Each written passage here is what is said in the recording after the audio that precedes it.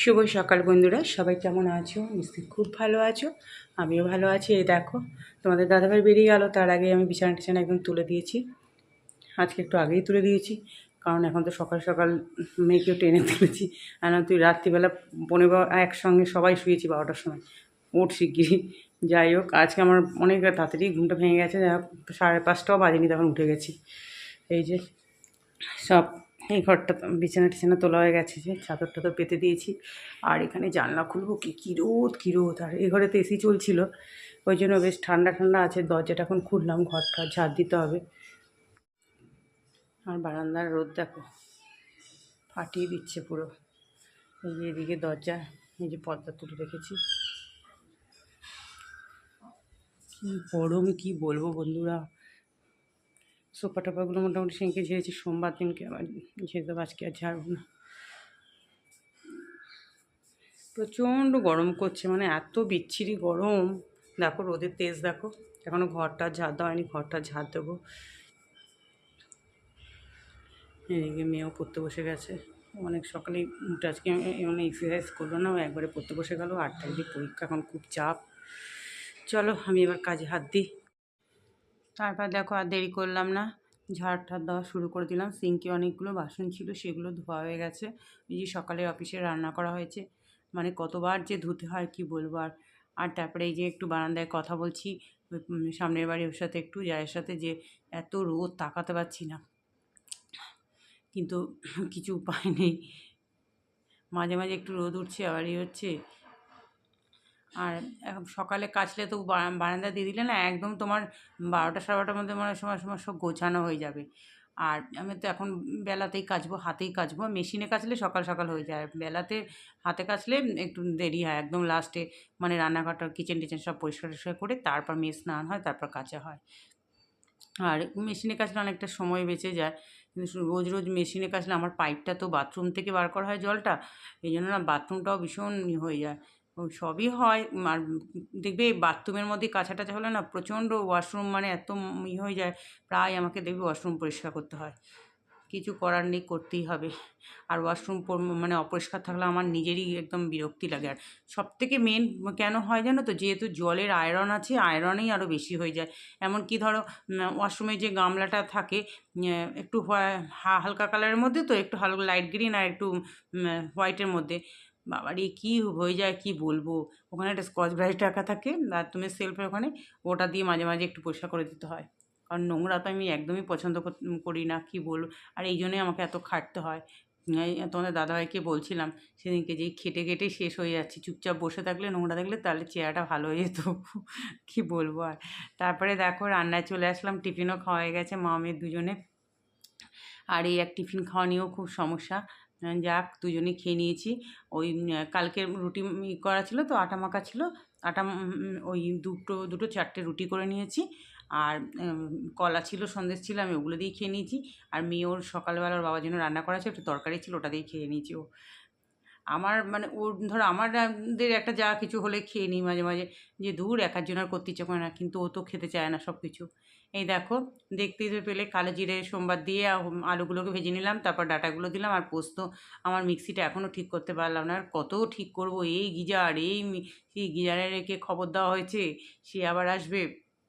মানে সব একটার পর একটা ইলেকট্রনিক্সের জিনিসগুলো, মানে এরকম পরিস্থিতি হয়ে গেছে। জানি না, মেশিন মানে মিক্সিটা চলছে কিন্তু ঠিক মতো না পেস্ট হচ্ছে না, আর খুব কষ্ট হচ্ছে করতে। আর আসলে এমনিতেও পোস্ত টোস্ত একটু অল্প হলে না, খুব এমনিতেই করতে খুব প্রবলেম হয়ে যায়। আর মিক্সিতে তো একটু বেশি বেশি জিনিস হলে ভালো হয়, কিন্তু এখন তো আর বেশি বেশি সম্ভব নয়। যা পোস্ত না তো সোনা। এই দেখো, একটু লুজ রাখলাম আজকে, নালে না পুরো টাইট হয়ে যায়। আর সর্ষের তেলও, একটু কাঁচা সর্ষের তেলও দিয়ে দিয়েছি। আর এদিকে দেখো ঢ্যাঁড়স আর আলু ভেজে নিয়েছি। শনিবার টুকটুক করে হালকা হালকা রান্না, কিন্তু খেতে বসে দেখি কত রকম হয়ে যায় যেন আইটেম। ওদিকে ভাতও বসিয়ে দিচ্ছি দেখো। আর এখানে দেখো মাছের ঝোল রাতের জন্য তোমাদের দাদাভাই আর মেয়ের জন্য, দুজনের জন্য, মা বাবার জন্য মা বলছি বাবা মেয়ের জন্য মাছের ঝোল করে নিলাম। আর এদিকে দেখো একটু ডাল, ফ্রিজেও কিন্তু ডাল রয়েছে, সেটা মুগ ডাল রয়েছে, এটাখানে মুসুরির ডাল করলাম অল্প করে, একটু এখানেও একটু মুগ ডাল মিশিয়ে দিয়েছি। আর রাঁধুনি সোমবার দিয়েছি, আমার ভীষণ ভালো লাগে রাঁধুনি সোমবারে। টমেটো ধনেপাতা দিয়েছি আর দুটো ডিম দিয়ে একটু বেশ করে একটু পেঁয়াজ টেয়াজ দিয়ে একটু গোলমরিচের গুঁড়ো টুড়ো সব মিশিয়ে টিশিয়ে অমলেট করে নিলাম একটু মোটা করে। আবার একটা একটা করে মেয়েকে বলছি হাফ হাফ করে খেলে একই তো জিনিস, ও হাসছে। আমি যে দেখ এটা তাতে তো না মোটা হবে তো খেতে ভালো হবে। এই যে দুজনের জন্য 2 পিস করে নিলাম দুপুরে। আর শনিবার দিন যেন আমার এটাই বেশি ভালো লাগে খেতে, কি বলবো বন্ধুরা জানো তো, মানে মাছের ঝোলের থেকেও আমার এটা খেতে ভালো লাগে। রাতে আমার জন্য বলেছি ইচ্ছে করলে ডিম সেদ্ধ দিয়ে দেবো, না তোরা মাছ খাবি দুজনে, আমি খাবো না। আমার মাছের ঝোল এখন রাত্রিবেলা আর ভালো লাগে না, তোমাদের দাদাভাই বকাবকি করে বলে খাই।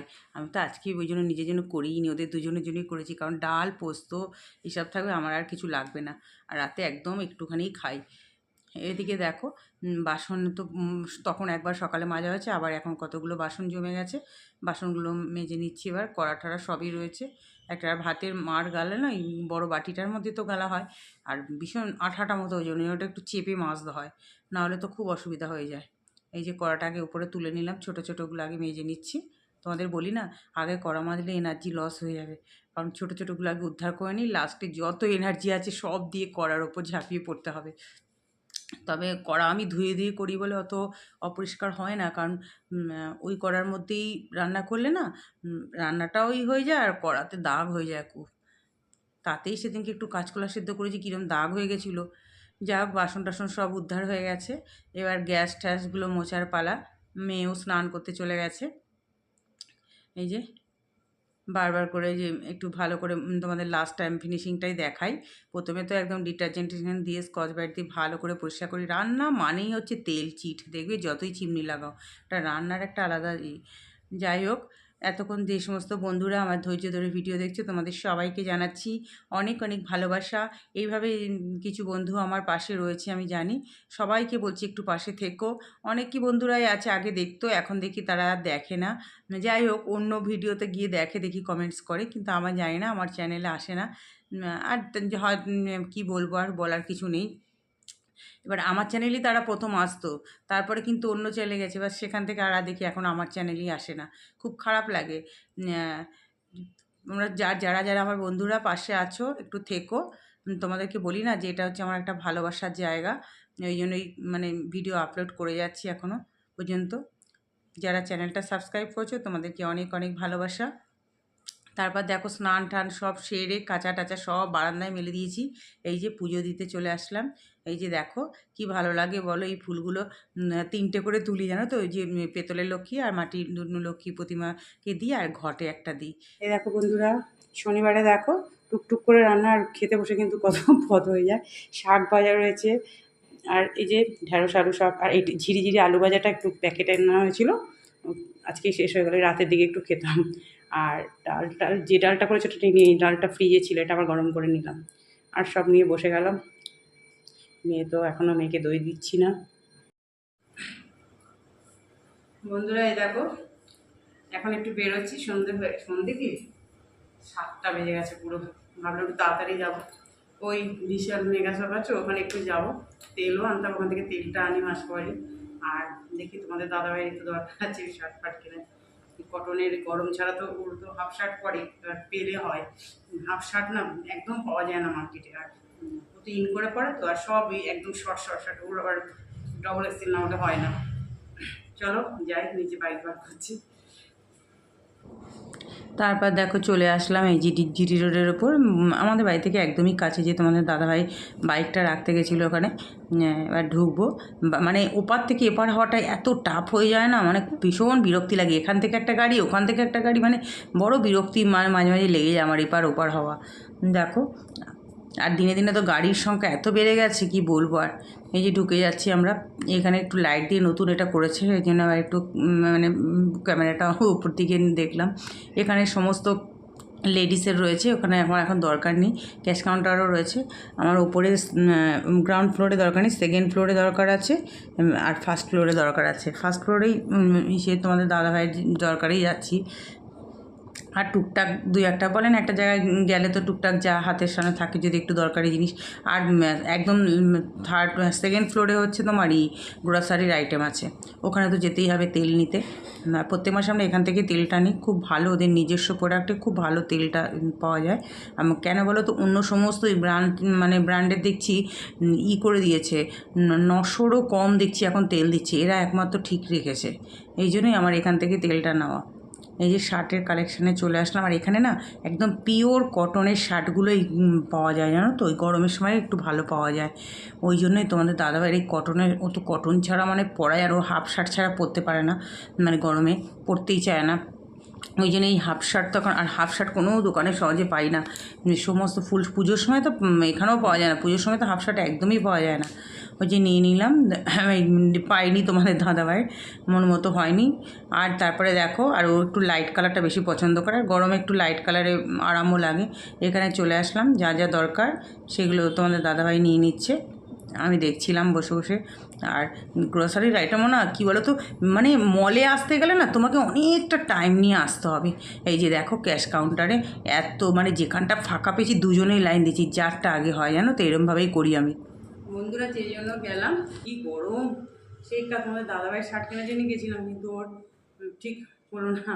মানে সবাই বললাম না, সাইজের ডবল এক্সেলের খুব কয়েকটা বললো কালকে সব আবার গাড়ি মাল ঢুকবে, দেখা যাক। আমি বললো আবার কালকে এমনিতেই বেরোতে পারি না, কি গরম করছি কি বলবো, মানে এই কটনের জামা পরে আছি তাই পাচ্ছি না গরম।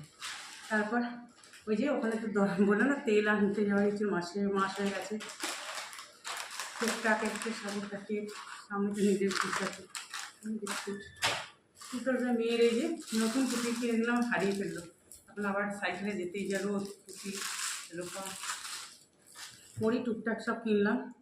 এই একটা ট্র্যাক প্যান্টগুলো, মানে কী বলতো সবসময় তো যাওয়া হয় না, ওখানে খুব ভালো পাওয়া যায়। এই একটা প্যান্ট কিনলাম ওর শীতের শীতে পুজো পরার জন্য। আর এখানে সব ওই তেলের প্যাকেট রয়েছে, কাবলি ছোলা তেলের প্যাকেট, তেল মানে তেল ঘরে রয়েছে, এক প্যাকেট সর্ষে তেল রয়েছে দেখলাম, আর সাদা তেল কালকে খুলতে হবে, এক প্যাকেট সর্ষে তেলও কালকে খুলতে হবে। 5 কেজি তেল তুললাম, তেল তুলে রাখি, মানে তেলটা তো লাগেই, মানে চেষ্টা করি যাতে 4 কেজিতে চালানোর জন্য, কিন্তু তবু তুলে রাখলাম যে এই মাসে হয়তো তাড়াতাড়ি যেতে পারলাম বলে, সামনের মাসে হয়তো শনিবার ধরো 7-8 তারিখ পড়ে গেলো, তখনটা কী করে তার চালাবো। এখানে আছে আরও টুকটাক জিনিস নেওয়া হয়েছে, গোবিন্দভোগ চাল রয়েছে। আবার আমার লোকাল জায়গা, মানে ওইটাও লোকাল, আমার ওইটা বাইকে তো মানে 2 মিনিট না 3 মিনিটও লাগেনি, শুধু বাস স্ট্যান্ডটা পার হতে, জিটি রোডটা। আবার এখানে এসে একটা নাইটি কিনলাম আবার, আর এই গরমে তো নাইটি ছাড়া, নাইটি সবচেয়ে বেস্ট এখন, বাবা যা গরম। যে দেখো সেদিনকে একটা কিনে নিয়ে আসলাম, আজকে একটা কিনলাম, আরও রয়েছে আমার আলমারিতে কিনা।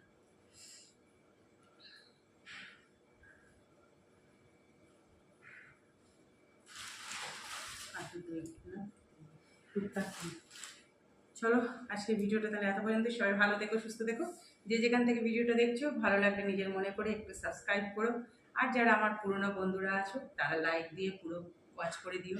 চলো আসি, টাটা।